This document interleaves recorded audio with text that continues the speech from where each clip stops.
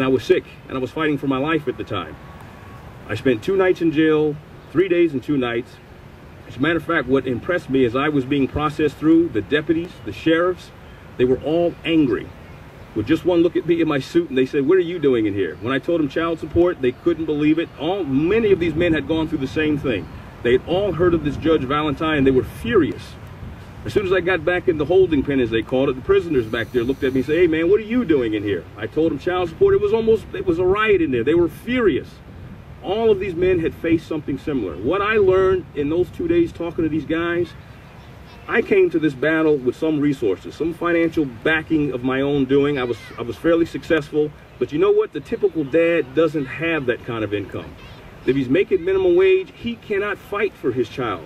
This is not about families. This is all a monetary issue. And you know, I don't consider myself naive, but I've been naive over these years, and I'm thinking and nor am I a conspiracy theorist, but I'm believing, you know, although it felt like a personal conspiracy against me, I'm believing there's a larger conspiracy going on, and I've got a couple dads right here nodding their heads in agreement with me. This underlying thumbs up, yes sir, there's an underlying motivation here on why dads are getting hammered, and I can't believe it.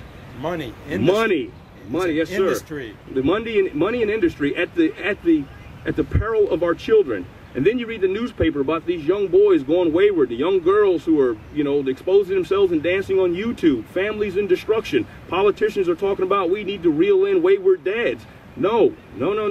There's not as many wayward dads as you think there are. We want to be in our children's lives. Many of these dads don't have the financial backing. I did, but what did it get me? Wiped me out. I'm fighting still to regain myself financially. The economy is bad. My industry of developing properties, that's gone. I'm redeveloping myself now, trying to get back. My health is not quite 100%, but I'm feeling good. I'm almost there. That experience alone, no one could have convinced me that in the year 2008, in the United States of America, the greatest country in the world, in the history of man, could ever have convinced me that something like this could happen to a law-abiding citizen, a dad who wants to be the parent in his son and his children's lives. And it's not just me. You're going to see other testimony and videos of other dads, other adult children who have gone through the same thing. Something has got to happen. The people who occupy this building behind me here need to have their ears open. You know, earlier today I tried to write my notes down. I couldn't. I got too emotional. My chest swelled. My head hurt. It was too much. You know, I was angry again. And we're not coming at this, although we are angry and we're frustrated, we're coming at this in an intellectual way. We're coming at this with our cerebral side instead of our muscles. We're trying to make this known. We have to get the word out, folks. And everybody knows that this is a problem. As I went through my court system, everyone would say to me, "Oh my God, dads don't stand a chance in court." I'm like, geez, if everyone knows that, why are we not enough of us standing up? We should fill this mall with protesting families, not just dads, about what's going on, tearing our families apart. Dad, we want to be there. Now, I've got to wrap this up because I feel like I'm rambling right now because I just couldn't do it off of notes. I just had to speak from the heart. But you know what really strikes me is that, you know, you see so many wayward kids out there and you keep hearing the stories about deadbeat dads, and it's just not the truth. I've met fathers who are afraid to even go visit their kids because they owe child support. They know that they'll be called upon and they'll be arrested and thrown into jail. Isn't that a switch? That is amazing. It's almost like you're being, you know, you're held hostage, or, you know, you're being forced to pay money to see your own children. That's not good. And a lot of dads hide out for that reason. They work, they get cash under the table, they get cash paying jobs. You know what?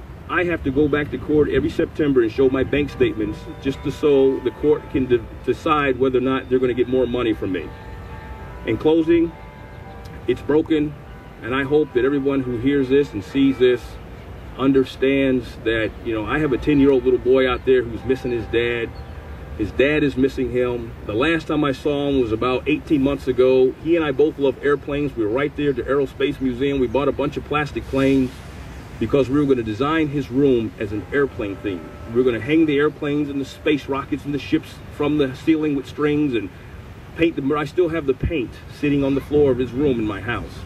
The airplanes are scattered about, sitting in rows, waiting for the next time I see them. You know, it's like it's hard to even go in that room because it's a reminder to me of a relationship. I won't say broken, it's just interrupted.